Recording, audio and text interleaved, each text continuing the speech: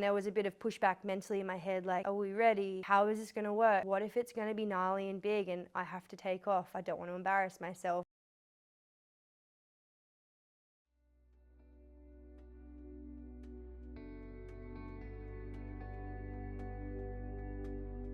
Women's surfing, it's evolved so much. Like over my 20 years, this will be my 15th year coming up on tour. Women's surfing is moving really fast. You know, I think they've been afforded opportunities at some of the heavier locations, world-class locations on the championship tour schedule. They're there with the men now, competing alongside them in free surfing sessions, trying to get waves. They're getting a lot more competitive in that sense. We're now surfing all the same spots as the guys, which is crazy. Like we've got Pipe, Sunset, Chopu, Cloudbreak. When I was like flying for the tour, we had like Snapper, Maui, all these waves that were like over sand bottom and quite easy, and now it's like you really got to push yourself. Getting the women to Pipe has been a huge milestone because we didn't even really aim for it in our generation. Like we started 15, 20 years ago and we were surfing just like sort of your average beach breaks. We still had great events like down at Fells, Napa, but the waves were traditionally about like head height, maybe 4 to 6 foot on a really good swell. But to think, I don't know, that Pipeline was so territorial and this is the event, it's the Pipe Masters and it's for the men. We didn't know any better. We just wanted to surf no matter what, and if that meant surfing conditions that were subpar or surfing at times of the day when there's no crowds or having events separate to the men that didn't have as much attention, it didn't really bother you because you just were like showed up and you're like, I'm here to surf, I want to win a world title. We had an amazing event over at Honolulu Bay, which is another perfect wave in the world. It's just another gem, and so in a way we didn't feel we were missing, where when that swell came, the same swells from Oahu and often Jaws would be on too, and that swell would make its way into Maui and we would have like this uncrowded lineup for the day and amazing barrels, and it was just picture perfect. And for us, that was our sense of like scoring Pipeline. It had a lot of history in the cliffs too. There's a lot of world titles that have gone down at Honolulu Bay, and the likes of Lane and Steph and our Aussie icons being crowned there. So it was really special, and it didn't feel like there was a big hole in the heart that we were missing out. He's gone through that whole generational shift, which is really cool. Whereas I've come in like as it's changed. When it came full circle, circumstances just went, hey, like there was the shark attack at Honolulu during the event, we're all going to Pipeline now. And it just felt like this sliding doors moment. And then all of a sudden, 3 days later, I'm paddling out at Pipeline. The Maui Pro presented by Roxy. We're going to finish that off here at Pipeline. A historic day for the women.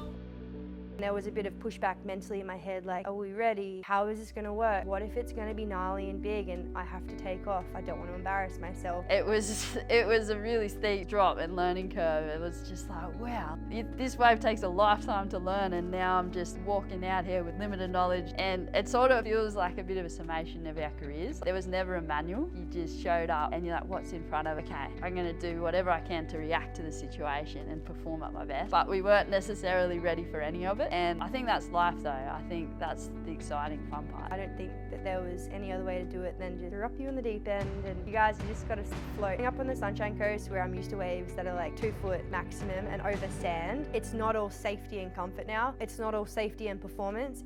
You're always going to feel out of your comfort zone, and you have to perform as well. Trying to learn how to surf waves like Pipeline, Sunset, and those crazy scary waves that have been dominated by men for so many years. It's hard to get a break, and it's hard to get a wave to feel like you're comfortable in these spots to be able to perform. But on the flip side, it's been freaking phenomenal because I have never pushed myself so much in my life. Thrown at you got to adapt. You got the mid, you cut now. You got to adapt. You surf and pipe. You got to adapt. So it was a really neat moment last year during the pipe season, the Hawaiian season, and to think that women were pursuing their performances out Pipeline and know that they had an event there, and we're training there now, committed to that wave. It's, I sat out there, and it wasn't like an all-time firing day, but just on one of those in-between days, and I sat out there with pretty much all generations on the women's side, but 5 of the best young women that are coming through, all these rising stars, and it was just us 5 women, and I just went, wait a second, is this really happening? And they were kind of just head down. Everyone was stuck into what they were doing and, cheering on everyone's wave, go this one, go that one, like this and that. And it was a really neat moment. I just thought, oh, this is where it's heading, and these next generations won't hopefully know the struggle of that. It's also been tough because you have to battle with the crew that have surfed those waves for so long, that have more knowledge of wave selection, positioning. But it's really cool because the guys have been really helpful, really understanding. They can see that some of the females, like myself, may need a bit of encouragement while you're out there. So I think that it's really underrated how much their encouragement means to us. Whether it be, you know, you're sitting in the lineup out at Pipe and someone goes, hey, go this one. Like, that's so underrated.